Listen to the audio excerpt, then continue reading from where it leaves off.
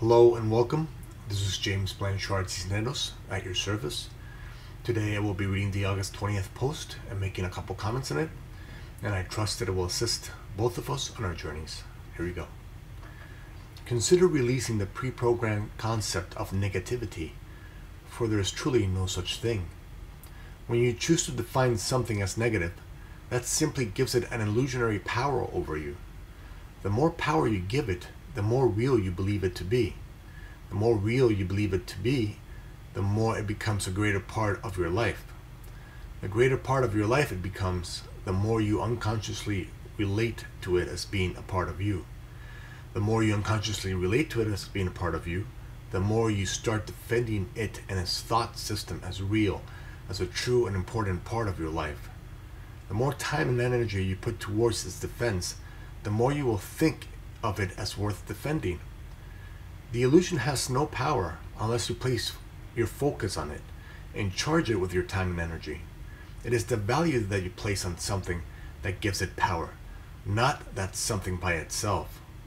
And what you choose to value is what you will end up focusing on, experiencing, and becoming the physical manifestation and expression of your life.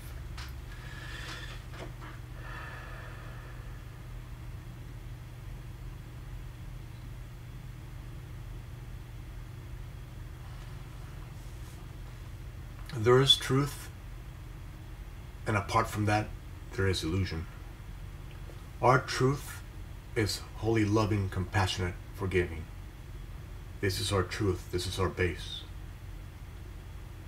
Apart from that, there is illusion, which is not real, but you can make it real through your focus and time and energy that you spend buying into the fairy tale. The fairy tale is ever changing. You can close a book on the fairy tale, or you can open it and read it as many times as you like. It's your life. And I remember when I was a kid, I used to love the New York Yankees. Love them. Spend a lot of time focusing in on all the players and all the stats and all that. And that was a big part of my life. And yet, as I grew older and I saw the deficiencies in the system, such as the Yankees had a $120 million payroll and the Minnesota Twins had like a $60 million payroll. It was just not a fair fight, so to speak. So I kind of started losing interest in the game. And now, maybe once a month I think about it. And so, the ideas apart from your truth will be as big or as small as the time and energy you put into them. Because what is not true is ever changing. And what is true is never changing, is eternal.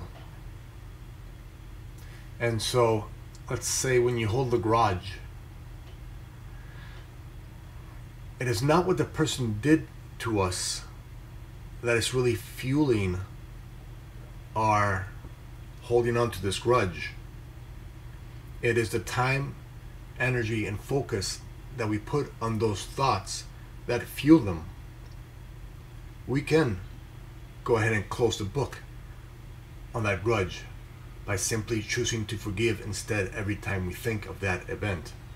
We just release it over to God's source, forgive it, release it over to God's source, close the book on it. Or we can bring these thoughts, these grudge thoughts, open them, start thinking about them over and over again and over and over again, and spend our whole day, months, weeks, lifetime within this illusionary thought system, this grudge. As Body Hackett said, don't carry a grudge while you're carrying a grudge to the other guys out dancing. Or I've also heard carrying a grudge is like swallowing poison and hoping the other guy dies. Regardless,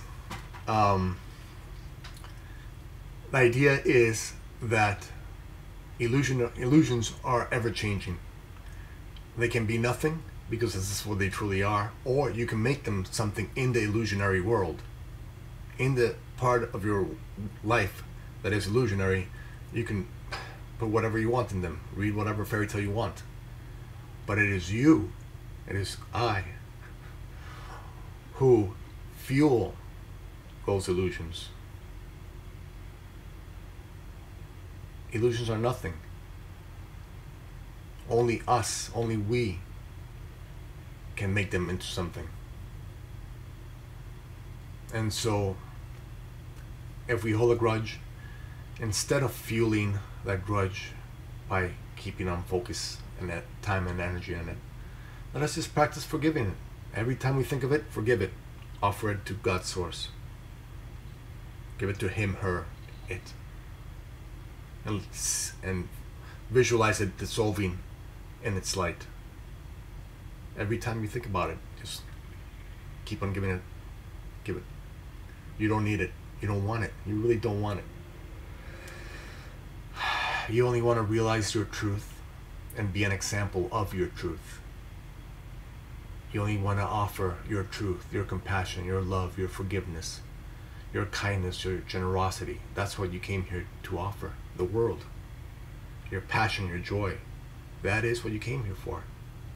Not to keep on reading those fairy tales that the ego has pre-programmed into us. Okay. Thank you very much for spending a few minutes of your day with me. I love you very much.